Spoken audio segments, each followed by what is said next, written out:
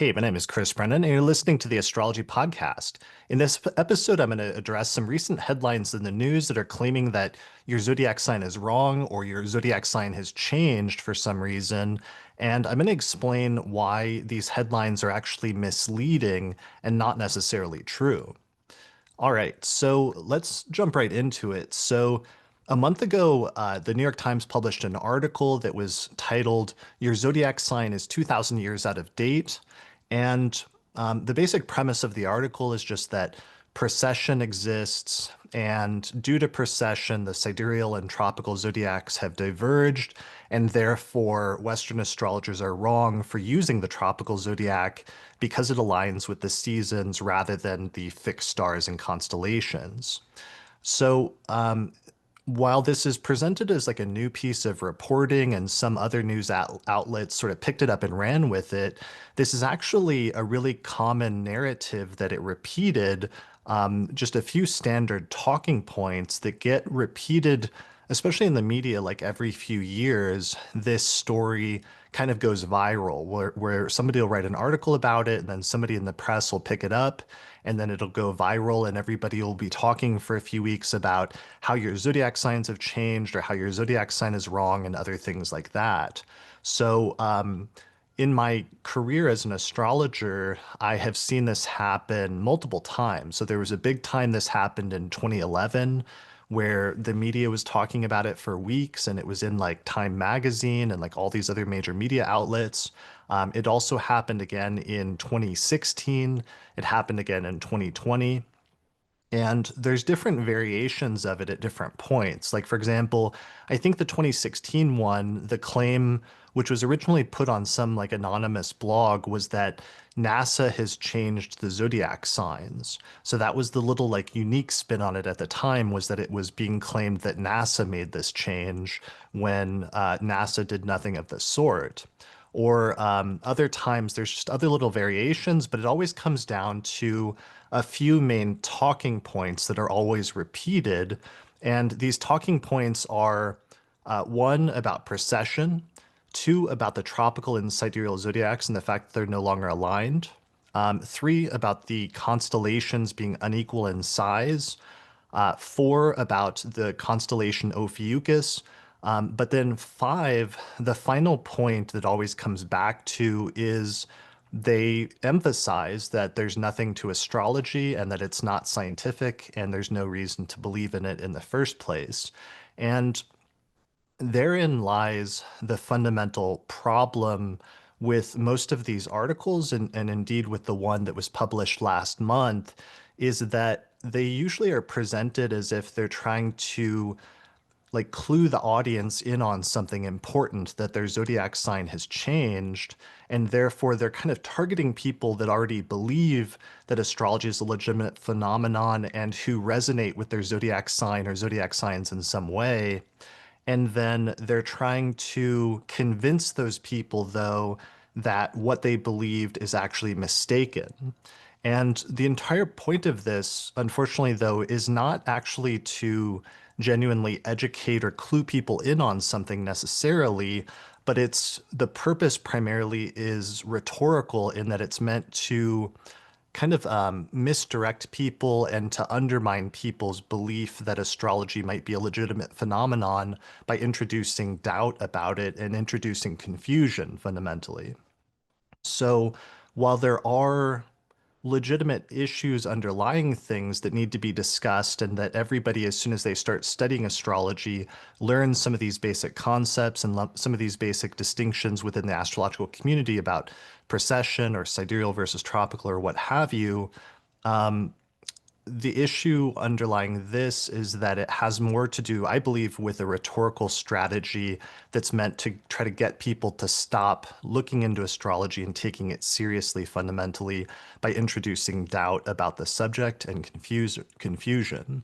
And that's one of my primary issues with this, not just as an astrologer, but also as a historian of astrology, because the historical explanations and sort of timeline that's given is often mistaken and misleading and doesn't really tell you the full picture about how astrology developed and why astrologers started using the tropical zodiac in the first place, or indeed why they continued to use the tropical zodiac deliberately and consistently over the past 2,000 years. So that is part of what I would like to talk about today in order to get into some of that history and sort of set the record straight.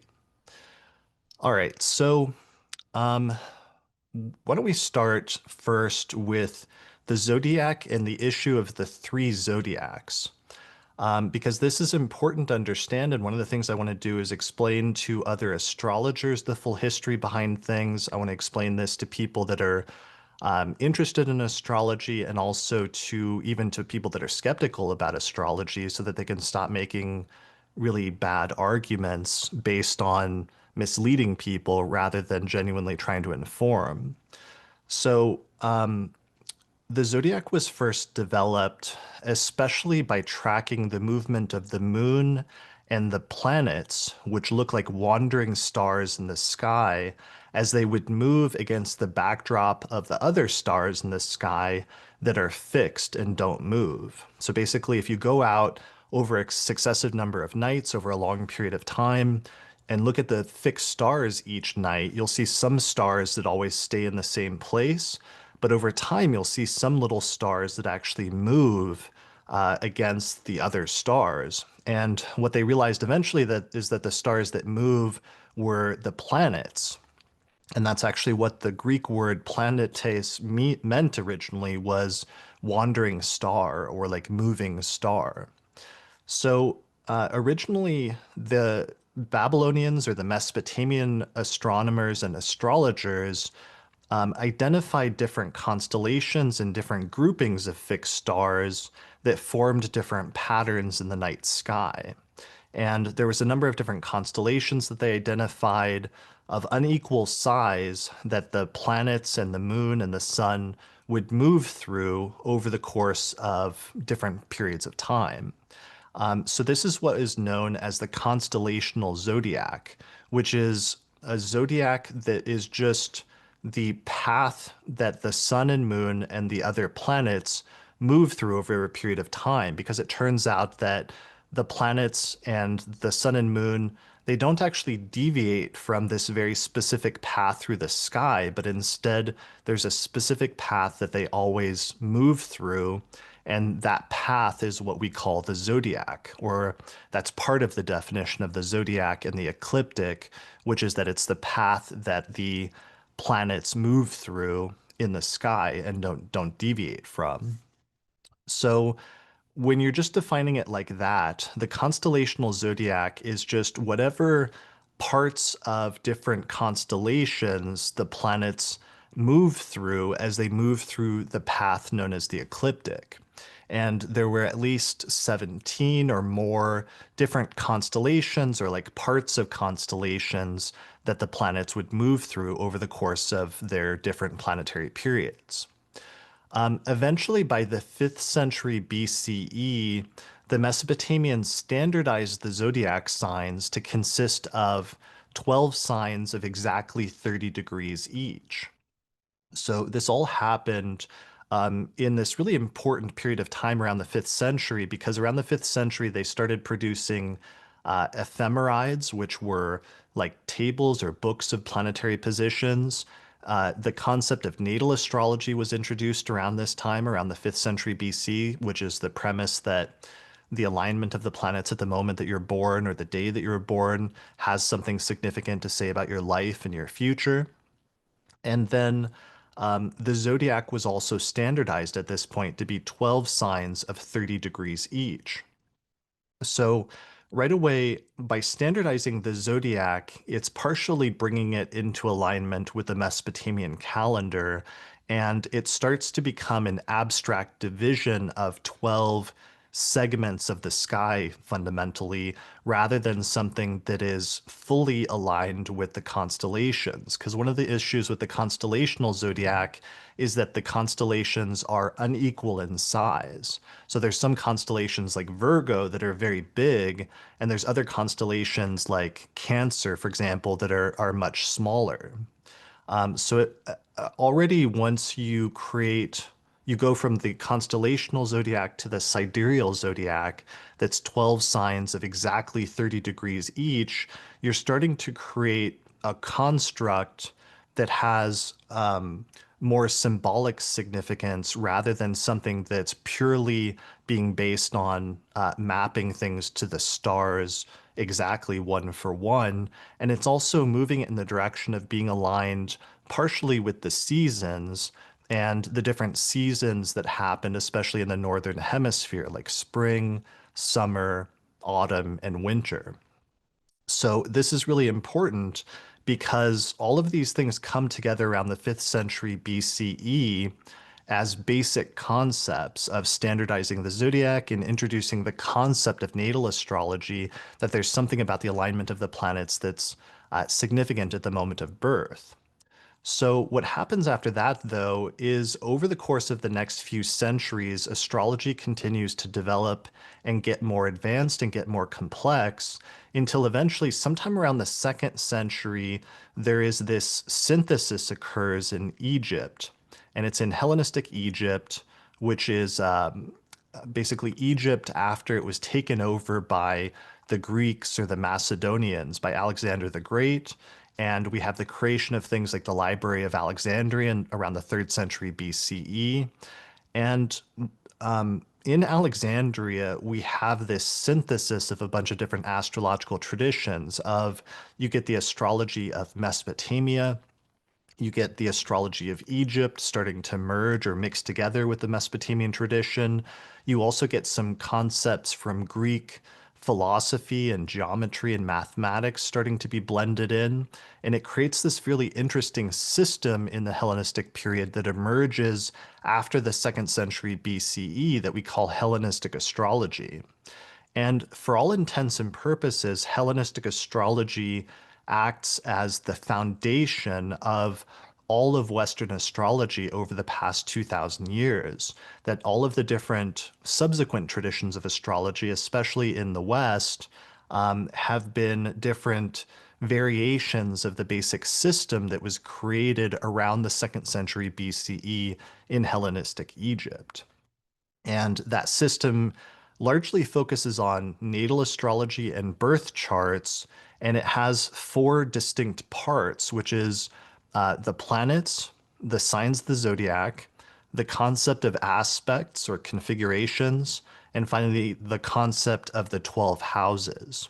So all of these concepts are put together and standardized into a specific construct or system. And this is actually what I wrote an entire book about. This titled Hellenistic Astrology, the Study of Fate and Fortune, because part of the thesis of my book is that Hellenistic astrology was created as a technical construct for interpreting fate and for being able to view and actually discuss and articulate a person's personal fate through the lens of their birth chart. So, what's important about this is that most of the system of Western astrology develops around this time, around the 2nd century BCE. And although it's taking some concepts from the earlier Mesopotamian and Egyptian and other astrological traditions, fundamentally there are some new concepts that are being introduced at this time as well. So one of the concepts that seems to have been introduced around this time is the concept of the so-called domicile scheme of assigning each of the 7 traditional planets to one or two of the signs of the zodiac. So, for example, the sun and the moon were assigned to Cancer and Leo because those are the two signs that follow after the summer solstice, which is the hottest and the brightest part of the year in the northern hemisphere. So you assign the two luminaries, or the two planets that provide light, and in the case of the sun, heat. So there's a symbolic resonance there and a motivation for assigning the two luminaries to those two signs of the zodiac. After that, you assign Mercury to the two signs that are flanking the sun and the moon, which are Virgo and Gemini. Virgo and Gemini.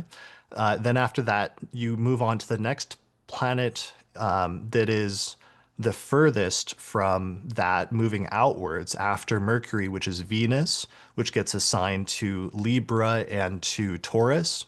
Then the next furthest and slowest planet is Mars, so it gets assigned to Scorpio and Aries. Then Jupiter is the next furthest planet that gets assigned to Sagittarius and Pisces. And finally, Saturn is the last visible traditional planet in ancient times, and it gets assigned to Capricorn and Aquarius. So, what's important about this scheme that's crucial for our understanding is that this scheme, one, becomes part of the motivation for why astrologers associate certain things with certain zodiac signs. So, part of the reason, for example, Leo is said to signify some of the things that it signifies is because it's associated with the sun. Or part of the reason that the sign Cancer is associated with certain things is because it's associated with the moon. So astrologers over the past 2,000 years have used this schematic, this scheme, or this construct as part of the theoretical motivation to generate some of the meanings of the zodiac signs. So that's point one. Point two is that's important to understand is because the astrologers assigned the sun and the moon to Cancer and Leo, because those two zodiac signs in the tropical zodiac coincide with the hottest and brightest part of the year, that means part of the motivation was seasonal considerations, that they were being motivated to assign the planets to the signs of the zodiac based on the seasons that those signs were thought to coincide with in the northern hemisphere. So this is what leads us to the tropical zodiac, which is that so the constellational zodiac was based on the uneven constellations. The sidereal zodiac was based on standardizing those unequal constellations into 12 signs of 30 degrees each. And then the tropical zodiac is the next phase in that, which is that it takes the seasons, and specifically the two solstices and the two equinoxes, which is the summer solstice, which is the longest day of the year in the northern hemisphere, and the winter solstice, which is the shortest day of the year. And then it takes the spring equinox and the fall equinox, and it uses those as the starting points for the four cardinal zodiac signs. So, in particular, for example, the first degree of the sign Aries becomes the first day of spring, basically, which is the vernal equinox, becomes the first sign of Aries. And then the zodiac signs are measured out from that in 30-degree increments so that they end up aligning very closely with the seasons. They end up aligning perfectly with the seasons and with these different periods of like light and heat that are experienced in the northern hemisphere. So the tropical zodiac then becomes focused on these concepts of like light and heat and specifically the seasons rather than connecting it with the constellations.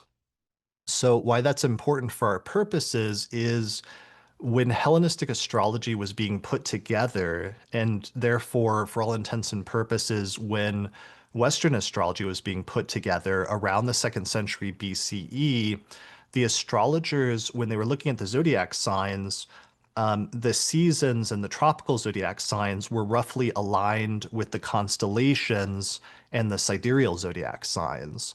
And this is important because it turns out that the astrologers were drawing elements from both in terms of some of their interpretations of the signs of the zodiac and what they meant. So, for example, I've already talked about how the concept of the domicile rulership or the planets being associated with zodiac signs draws on seasonal components, which would make it more based on the tropical zodiac, whereas there's additional components such as the idea of the quadruplicities or modalities, which describes some qualities that astrologers associate with the zodiac signs, such as cardinal, fixed, and mutable. And the way that these are described in the ancient astrological texts by astrologers like Ptolemy is that it has to do with the part of the season that that sign of the zodiac falls in. So, for example, Aries, the sign Aries, and the cardinal signs are associated with initiating new things because they fall towards the beginning of a new season where there's a sudden shift in the temperature and the air and the levels of heat and light and different things like that. Or Taurus, for example, and the other fixed signs are associated with stability symbolically because they fall in the middle of the seasons when things have settled down and the season itself has become relatively stable in whatever the nature of that season is, whether it's like the middle of spring, the middle of summer, the middle of autumn, or the middle of winter. So that's the fixed signs. And then finally, you have the mutable signs, which are associated with changeability, because towards the end of the seasons, you move from the fixed stability of the fixed signs, basically, and you start the transition and sort of previewing moving into the next season as you move into the next cardinal sign. So as a result of that, mutable signs are associated with mutability and changeability and transition. So those considerations then are being drawn from the seasons, which match up with the tropical zodiac. And there's other concepts such as the exaltation signs, which also recently some historical evidence has shown were also derived ultimately from considerations that were more connected with the seasons rather than the stars. So, on the one hand, the astrologers in the Hellenistic tradition are drawing concepts from the um, tropical zodiac and from the seasons, but then they're also sometimes drawing some concepts from the fixed stars. So, for example, a paper was published recently that demonstrated that the degrees of exaltation were taken from specific fixed stars. And occasionally in certain texts like Vidius Valens, while he'll sometimes draw on tropical considerations, he'll also talk about sometimes certain fixed stars that are in certain signs of the zodiac. So, as a result of that, in the Hellenistic period, for the most part, the two zodiacs were aligned. Astrologers were drawing on elements of both. And for the most part, most astrologers don't actually seem to have been aware of precession because it was a relatively new scientific concept that hadn't been widely acknowledged at that point.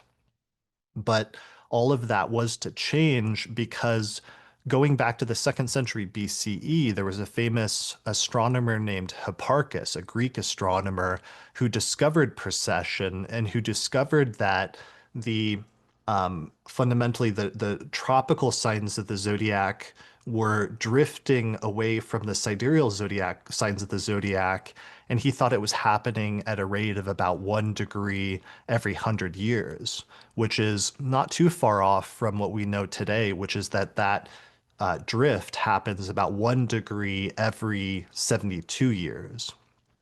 So that drift between the tropical and sidereal zodiac is what we know of as precession, which is just the rate at which the tropical zodiac of the seasons slowly moves out of alignment with the sidereal zodiac of the constellations.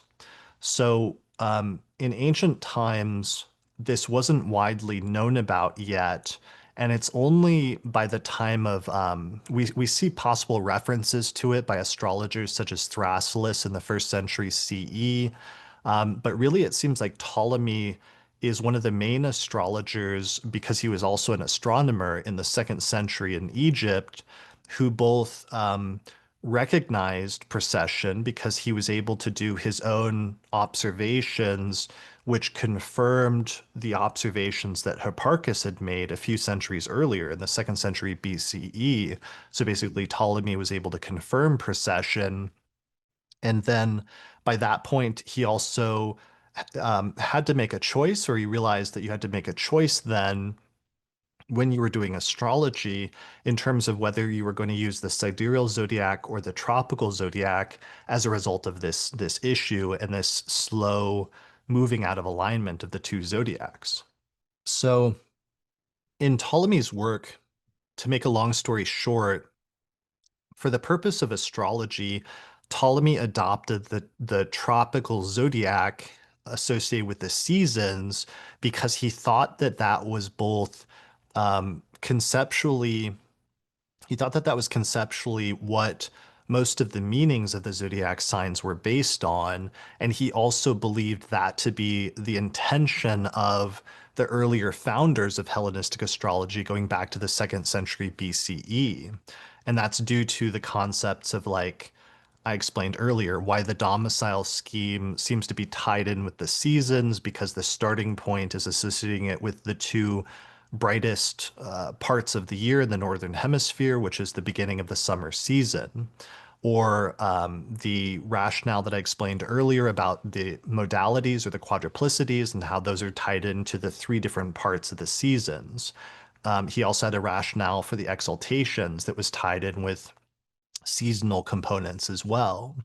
So part of the important point here that people need to understand is that, like, one of the most famous and influential astrologers of all time, Claudius Ptolemy, in the second century, recognized that this was an issue, that the zodiacs were drifting out of alignment, and he made a deliberate choice to define the zodiac based on the tropical signs in accordance with the seasons rather than the sidereal constellations because he thought the primary motivation underlying what astrologers had been doing for centuries at that point was more closely in alignment with the tropical zodiac.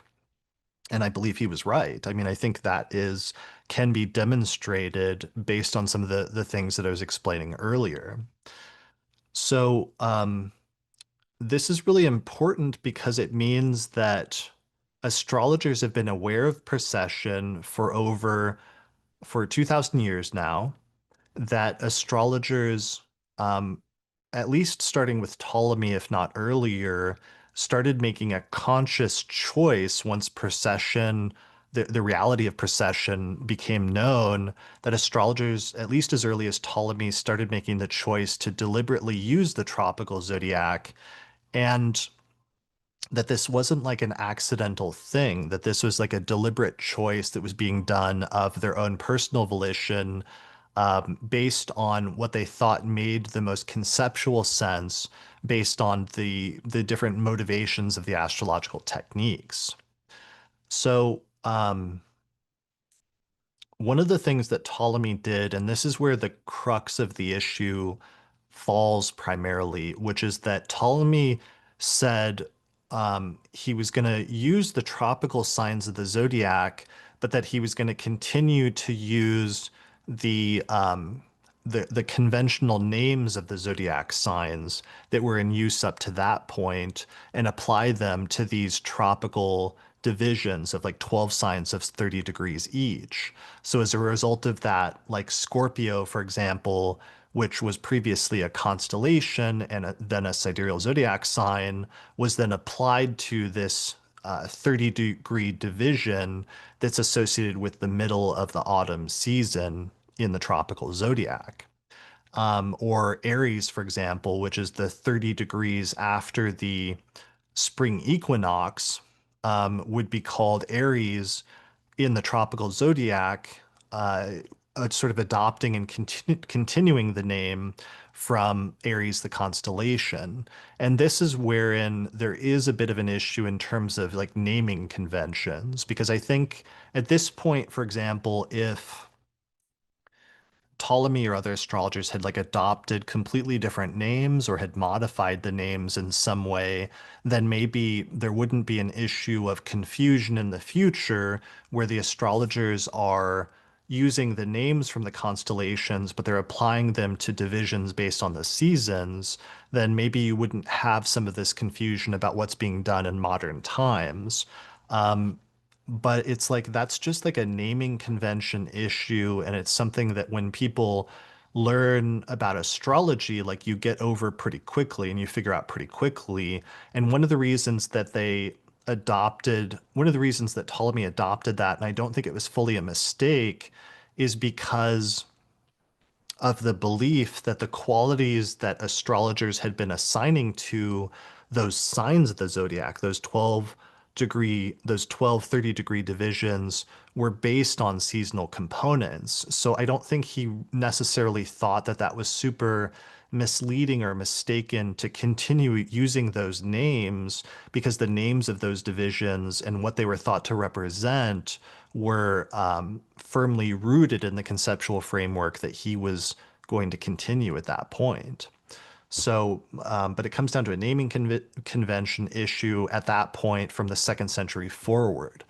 All right, so Ptolemy adopts the tropical zodiac. Ptolemy writes not just he writes a book on astronomy as well as a book on astrology, and both of these books became two of the most influential books on astronomy and astrology ever in the history of either of those arts or sciences. And Ptolemy's astronomical models and the construct that he created for understanding planetary movements became the dominant model for over like 1,000 years at that point, for many centuries. And as a result of the dominance of Ptolemy's astronomical models, this also made some of his astrological work more popular as well and very influential. So that's like part of the case. I mean, Ptolemy's astrological work also itself was very well done and very well put together in terms of the synthesis that he created. So it had its own internal merits in terms of why it was very popular and influential after that point. But historically, you do have to understand the interrelationship between like Ptolemy's status as an astronomer and his status as an astrologer. Ptolemy sets that new standard. One of the things he also does is he publishes tables or a more simple method of calculating tables of planetary positions called the handy tables. And this allowed astrologers to calculate birth charts and astrological positions more quickly and more easily and more accurately than they had been able to do up to that point. So then Ptolemy's system basically becomes wildly popular and becomes kind of like the standard. And this helps to sort of cement the Western astrological tradition on this track of using the tropical zodiac rather than the sidereal zodiac due to that combination of different factors surrounding the figure of Ptolemy. As a quick historical aside, it's worth mentioning at this point, while on the one hand, the Western astrological tradition was going in this direction of the tropical zodiac, partially due to Ptolemy and due to its own internal considerations. Around the same time, historians believe that there were some texts on Greek astrology, on Hellenistic astrology, that were translated into Sanskrit around this time, and that these texts influenced the development of the Indian astrological tradition. And is part of the reason why, if you go back in time and you compare Hellenistic astrology, like ancient Western astrology, to ancient or even contemporary Indian astrology, you'll see a lot of overlaps and a lot of similarities between those two traditions, and a lot of things that the two are doing the same, basically because there were some cultural interactions at that time due to trade and due to other things like that. So the Indian astrologers, um, to make a long story short, had an earlier tradition of astrology where the indigenous astrology of India is rooted in a system known as the nakshatras, which is system of lunar mansions based on the moon, and it's essentially like a lunar zodiac that consists of 27 or 28 signs, and each of those 27 or 28 signs is tied in with a specific fixed star, so that it's very much rooted in a sidereal framework of looking at the stars and the constellations and the asterisms, which are like clusters of stars. So there was that earlier tradition of using the nakshatras and tying those into fixed stars. And then the Indian astrologers had this influx of this other form of astrology that was based on the zodiac, and that was based on dividing the sky into these 12 30-degree segments.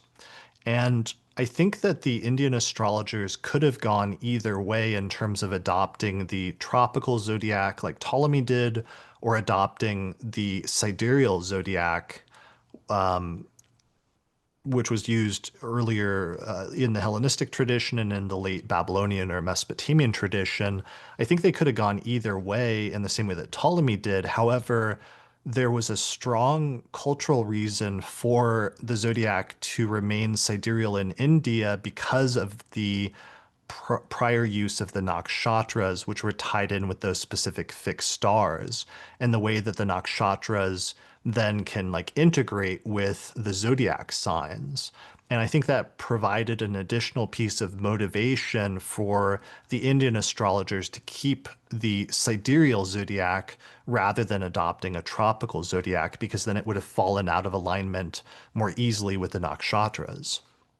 So, as a side note, that's the historical piece in terms of the Indian tradition. And then the Indian tradition to this day continues to use, for the most part, the sidereal zodiac, which is the 12 idealized signs connected with the constellations, whereas the Western tradition from the second century forward, roughly the same time period, moved and used the tropical zodiac from that point forward, from about the second century BCE, so almost like 2,000 years ago. So, um, historically, that's how things came about. And the important point to bring up at this point, now that we've kind of established the three zodiacs, which is like the constellational zodiac, the sidereal zodiac, and the tropical zodiac, is astrologers then from the second century forward have been using the tropical zodiac deliberately, and this includes a succession of different famous astronomers like, Kepler, Galileo, Copernicus, just like a succession of different famous astronomers in Western history were also astrologers, and also used the tropical zodiac as their primary reference system for doing astrological calculations.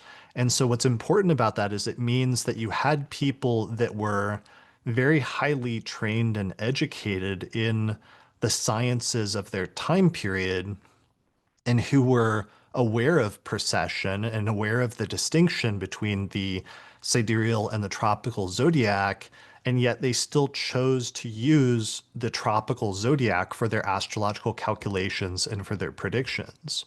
And they were not doing this just like sort of willy-nilly. And one of the things that's annoying about the Times article is they attempt to downplay the belief in astrology among some of the famous astronomers, and to just play it off as they were just doing astrology for money or doing it as a side project or something like that, which is a common like cope basically that contemporary scientific skeptical types or sometimes astronomers have to try to downplay the belief in and practice of astrology amongst famous astronomers of the past, is just to try to like pretend that they weren't that into it, or they were just doing it to make money or something like that, which isn't really true. What's important to understand is that these astronomers and astrologers historically over the past 2,000 years were sometimes doing astrology in a very high stakes environment and in a very intense environment, where sometimes they were doing consultations for kings and queens and powerful people. Sometimes they were issuing predictions about world affairs that were very weighty. Like, William Lilly, for example, was issuing predictions during the middle of like the English Civil War, or you had Guido Bonatti or Theophilus of Edessa or different astrologers that were like advising kings on military campaigns about the best time to initiate battles or other things like that. So you have astrologers that are practicing astrology in a high stakes environment. They are aware of the difference between the sidereal and the tropical zodiac, but they're deliberately choosing to use the tropical zodiac because they believe that that is the most effective system for what they're trying to accomplish, using their system of astrology and in terms of making predictions that they believe to be valid based on that system. And that's really important and really crucial. And that often gets left out of this entire discussion, where this is sort of just like summarized as if astrologers made a mistake and they don't know that the tropical and sidereal zodiac is have drifted and that it's all a big misunderstanding. But now this has been discovered recently, even though precession's been known about for 2,000 years. And now we're going to correct it by letting you know that your zodiac sign is one sign off. So it's like when you actually study the history of astrology and you realize the long history and traditions of just like generations and generations of astrologers and astronomers that have used this approach over the past 2,000 years, you realize like how weird these headlines are when you every few years you see these headlines saying, zodiac signs have changed. Turns out astrologers were wrong all along in a misleading attempt to try to like, dupe the public, basically, ironically. Um, when you look at the history, like you realize how not just how baseless that is, but how like offensive it is to the generations and generations of intelligent people who were making a deliberate decision to use the tropical zodiac. And I think that's one of the things I wanted to convey today is just not just the length to which astrologers have been using this for 2,000 years, but the deliberateness and that there's a long tradition of very smart people that have been doing that deliberately based on not just the conceptual and philosophical motivations for that, but also because they believe that that is the most effective system for astrological interpretations and predictions. And that means something. I mean, that means something to me, obviously, not just as a historian, but also as an astrologer in terms of getting it right when you're talking about this complex issue and this history, that it's important to frame things in an accurate way historically. All right, so to bring this around, I just wanted to conclude this again by bringing it around to the baselessness of some of the skeptical attacks on tropical astrology, which is one, that there was a recent shift that has caused everyone's zodiac sign to be one sign off. No, that's not true in the sense that if if Western astrologers have been deliberately defining the tropical zodiac in the context of the seasons for 2,000 years, and if everybody in the West has grown up, let's say, resonating with their zodiac signs as defined by Western astrologers, the seasons don't change. The seasons haven't changed, and therefore the tropical signs of the zodiac have not changed because that is a fixed reference system relative to the seasons. So it's misleading to say that everyone's sign is like one sign off. This also brings up like adjacent things, like there's the claim about Ophiuchus and that Ophiuchus should be the 13th sign. But the problem with that is that if Western astrologers are not basing their zodiac off the constellations, but instead they're defining it as 12 30-degree divisions that fall into alignment with the equinoxes and the solstices, then Ophiuchus doesn't really come into that in terms of changing the zodiac signs for that reason because we're not basing it off of the constellations in the first place. So while Ophiuchus could be taken into account in terms of that Western astrologers do actually pay attention to fixed stars or sometimes specialize in the placement of certain fixed stars and where they fall within the tropical signs of the zodiac. That's kind of like a separate thing, and it doesn't change the fundamental definition of using 12 signs of 30 degrees each. I think I've been able then to summarize this long and kind of complex history, and I want to bring it back around to what the point is of articles like this, where, as I said in the beginning, um, because the ultimate conclusion of any article like this is ultimately they say astrology is baseless and you shouldn't believe in it anyways. And that's really the point of the article, and that's one of the things that comes off as a little bit misleading and almost like nefarious about it is if you think about it and you boil it down, these articles are always written by somebody who doesn't believe that astrology is a legitimate phenomenon, but then they're telling people who do believe that astrology is a legitimate phenomenon how they should practice or think about astrology. So they're saying you should use the sidereal zodiac rather than the tropical zodiac, or they're saying you should use the constellational zodiac rather than the tropical zodiac. But the problem with that is that these people ultimately don't actually believe in astrology. They don't practice it. They don't think it's legitimate phenomenon. And ultimately, their goal is not to necessarily help people have a better understanding of their zodiac sign in the sense that they actually care for what sign each person associates with their life, but rather their purpose is just to attempt through an indirect manner to convince people that astrology is wrong. So when they say that, like, your zodiac sign is out of date or your zodiac sign is wrong, what they're really actually trying to say is just astrology is wrong, and they're trying to convince people of this through a roundabout method. And what's funny about this though is that, like, a lot of people don't get that that's actually fundamentally what's going on here. And so that's why you'll see like the secondary reporting on this. Like I watched a little clip from like the Today Show that was sort of doing secondary reporting about the New York Times article, and their entire thrust of it was your zodiac sign has changed and it's one sign off. So if you previously thought that you were a Sagittarius, now you're a Scorpio.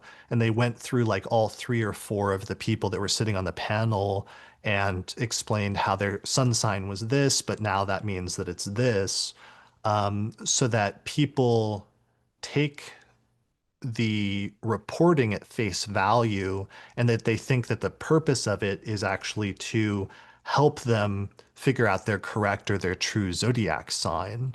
But ultimately, that's not the point of the reporting. The point of the reporting is just to mess with astrologers, to introduce doubt into astrology, to get people to question it and to reject it ultimately.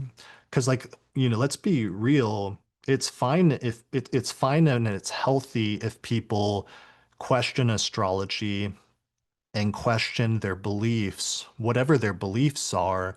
We all need to have a healthy sense of skepticism about what we believe in and truly knowing why we believe what we believe. And I do think that's important now more than ever, especially with all of the fake news reporting and like AI things that are happening and all the other bizarre, terrible, like even like anti-science things in the world. Um, I understand from that perspective the motivation sometimes of science writers and skeptics and other people like that who are trying to fight what seems like a never-ending battle or a losing battle, frankly, at this point against really harmful concepts in society that are not based on science or not based on reality, I guess we should say. And they see astrology as one element of that or one manifestation of like a larger problem and as something that they have to fight. and that they have to try to convince people is not true or is not correct.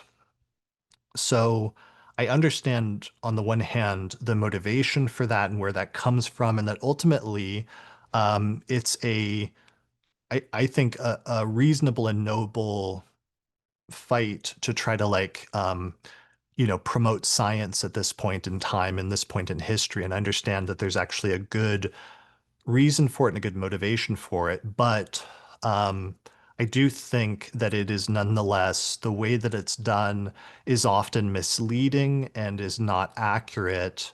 And it bothers me that in an attempt to defend the scientific worldview and to attempt, a defense of reality and basing our beliefs on things that are actually happening in nature and in reality, that you would have to use a misleading argument in order to make that case, which leaves out major things about why astrologers do what they do, um, the deliberateness of it, and the defendable parts of that.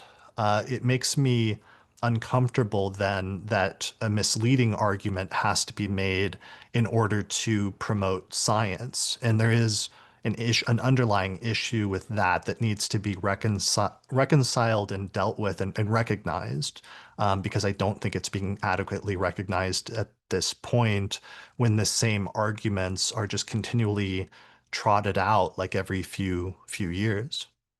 All right, so there is an underlying issue about within the astrological community that astrologers, a conversation that astrologers themselves can have about the different merits between the three zodiacs as reference systems of like, should you use the constellational zodiac? Should you use the sidereal zodiac? Should you use the tropical zodiac?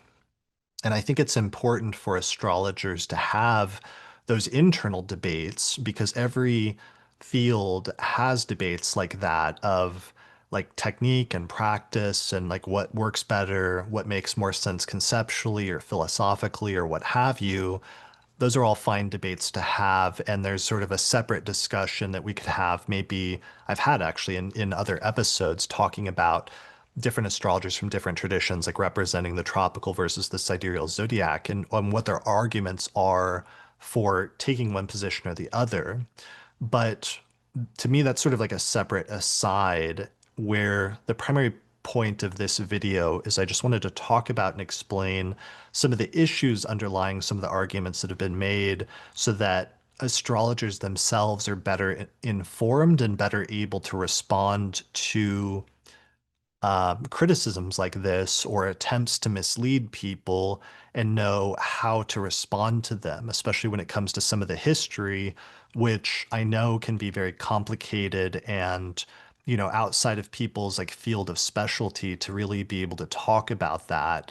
Um, so I wanted to respond because this is something that I've studied and written about extensively due to my interest in going back and studying the history of astrology and understanding why astrologers do what they do and how they came to do it has been a major part of my life's work. And I think that that's been valuable, because then in instances like this where we have these issues that arise, you can actually know the texts that people are talking about, know the history, and you can be able to identify when somebody's making an argument that doesn't actually make sense in terms of the history. And this is one of those cases. So I hope this has helped to clear some things up for people in terms of the three zodiacs, in terms of the history of that. If you have any questions, then please let me know and post them in the comments below this video on YouTube, especially. Maybe I'll do a Q&A at some point to answer some questions and just see what people think. But other than that, I think that's it for this video. So thanks a lot for watching, and I'll see you again next time. If you're a fan of the podcast and you'd like to find a way to help support my research, then consider becoming a patron through my page on patreon.com. In exchange, you'll get access to subscriber benefits such as early access to new episodes, the ability to attend live recordings, the monthly Electional Astrology Podcast, an exclusive podcast series called the Secret Astrology Podcast that's only available to patrons, or you can even get your name listed in the credits. For more information, go to patreon.com/astrologypodcast. Special thanks to patrons on my producers tier, including patrons Christy Moe, Ariana Amour, Mandy Ray, Angelique Nambo, Issa Sabah, Jeannie Marie Kaplan, Melissa Delano, Sunny Bazbaz, Kwatsi Alabarahu, Annie Newman, Ginger Sadlier, Berlin West, and Nikki Crawford. People often ask me if I'm available for consultations, but unfortunately I'm not right now because the podcast takes up so much of my time. However, I did create a consultations page on the Astrology Podcast website that has a list of astrologers that I recommend for astrological consultations. You can find that at theastrologypodcast.com/consultations. The astrology software we use here on the podcast is called SolarFire for Windows, which is astrology software for the PC. You can get a 15% discount by using the promo code AP15 at the website alabe.com. For Mac users, I recommend the software AstroGold for Mac OS, which is astrology software for the Mac computer made by the creators of SolarFire for the PC. You can get a 15% discount with the promo code AstroPodcast15 through their website at astrogold.io. If you're really looking to deepen your studies of astrology, then I would recommend signing up for my Hellenistic Astrology course, which is an online course in ancient astrology where I take people from basic concepts up through intermediate and advanced techniques for reading birth charts. There's over 100 hours of video lectures, plus monthly webinars and Q&A sessions, and then at the end of the course you get a certificate of completion saying that you studied with me if you pass the final written test. Find out more information at theastrologyschool.com. Finally, shout out to our sponsor for this episode, which is the United Astrology Conference, which is happening September 3rd through the 9th, 2026 in Chicago. Find out more information at uacastrology.com.